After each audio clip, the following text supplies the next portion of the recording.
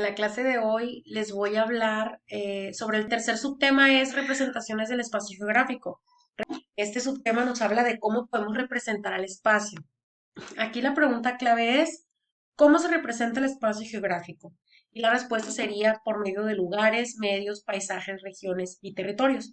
En este video les voy a hablar de cada una de estas representaciones y cuáles son las características. También les voy a dar algunos ejemplos.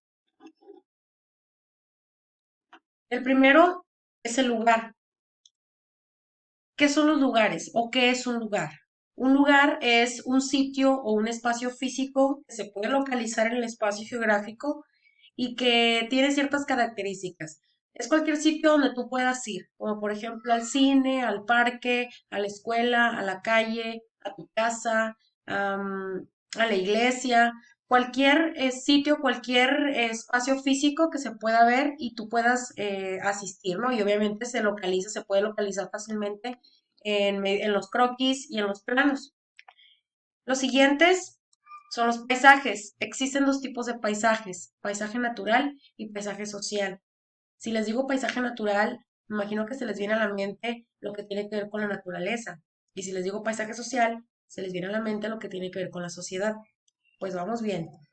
Si hablamos de paisaje natural, sí estamos hablando de un paisaje que no ha sido modificado por el hombre, un paisaje que fue creado por la naturaleza, pero no hay modificación, como por ejemplo el bosque, como por ejemplo mm, la selva, el desierto, cualquier lugar donde predomina la naturaleza y no hay modificación del hombre.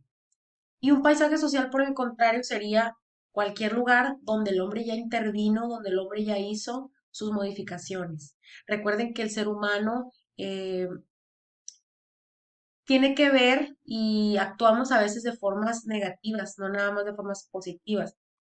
La contaminación es una actitud negativa que tenemos los seres humanos.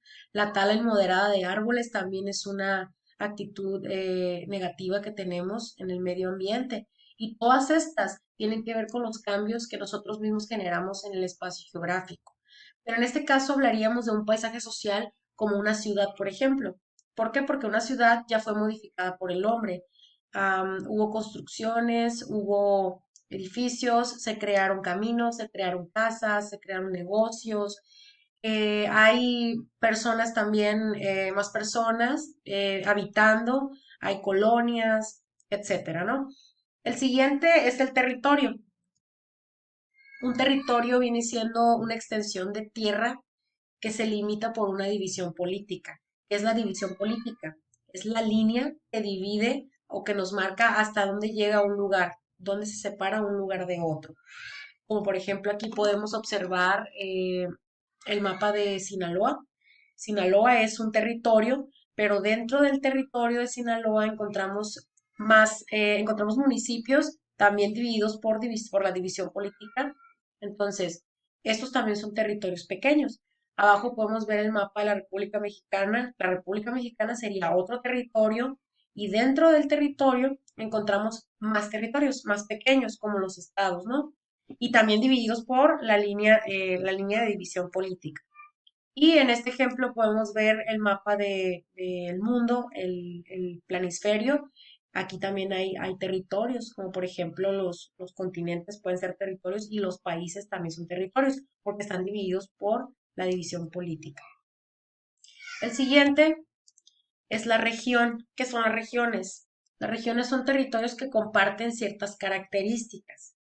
Dependiendo de la característica que compartan, se le va a nombrar, como por ejemplo, aquí podemos ver una región climática, una clasificación de regiones climáticas.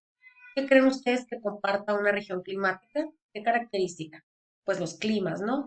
Entonces, aquí en esta zona verde, en estas dos zonas verdes, podemos ver que se comparte una temperatura o un clima templado. Aquí en el centro hablamos de una zona cálida, un poquito más caliente. Y aquí en los extremos hablamos de zonas frías. Entonces, estas zonas que están del mismo color se le conoce como regiones climáticas. ¿Por qué? Porque ambas comparten los mismos tipos de climas, las mismas temperaturas. Puede haber regiones culturales, puede haber regiones históricas, puede haber regiones políticas, siempre y cuando compartan las mismas características forman parte de una región. Y puede haber regiones dentro de un mismo país y puede haber regiones, muchas regiones dentro de un estado, siempre y cuando se compartan las características. Y los siguientes son los medios o el medio. El medio se divide a su vez en medio urbano y medio rural. En el medio urbano hay movimiento de transportes, hay aeropuertos, hay trenes, hay servicios, como por ejemplo la luz, el agua, cosas que a lo mejor en los medios rurales no podemos encontrar. Y por el contrario, hablamos de un medio rural de que también se pudiera parecer a un paisaje natural porque predominan las zonas verdes y predominan, no hay tanta modificación por el hombre, pero sí hay modificación. Esa será la diferencia, que en los medios rurales sí habitan las personas. Por ejemplo, un medio rural pudiera ser un campo, una granja, un pueblito, entonces, se parece un poquito al paisaje natural, pero aquí es donde podemos observar fácilmente que no es lo mismo. ¿Por qué? Porque en un paisaje natural no hay personas. Sí hay flora y fauna, pero no hay personas. Predomina la naturaleza, pero no habitan las personas. No se van a vivir a los bosques, la gente no se va a vivir a una selva. ¿Por qué? Porque como ahí hay mucha fauna, muchos animales, también es peligroso, ¿no? Habitar en un lugar donde no sabemos qué tipo de especies nos podemos encontrar, ¿no?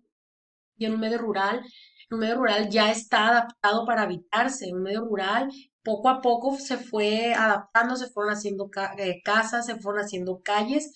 Si se fijan en esta imagen, podemos ver una calle, pero la calle no es de tierra. Si hablamos de una ciudad, las calles aquí son pavimentadas o son con eh, empedradas, les dicen las que tienen así como unas piedras grandes, pero si se fijan, ya están modificadas por el hombre.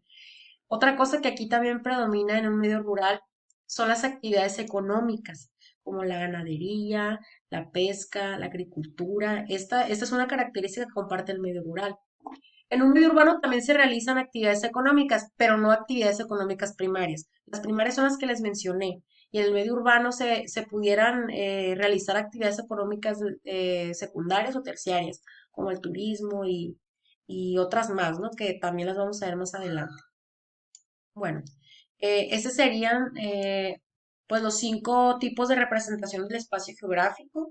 Ya les hablé un poquito de los ejemplos de cada uno, de qué significan y espero les haya quedado claro el tema porque pues de aquí depende la siguiente actividad, ¿no? Que estén bien, gracias por su atención.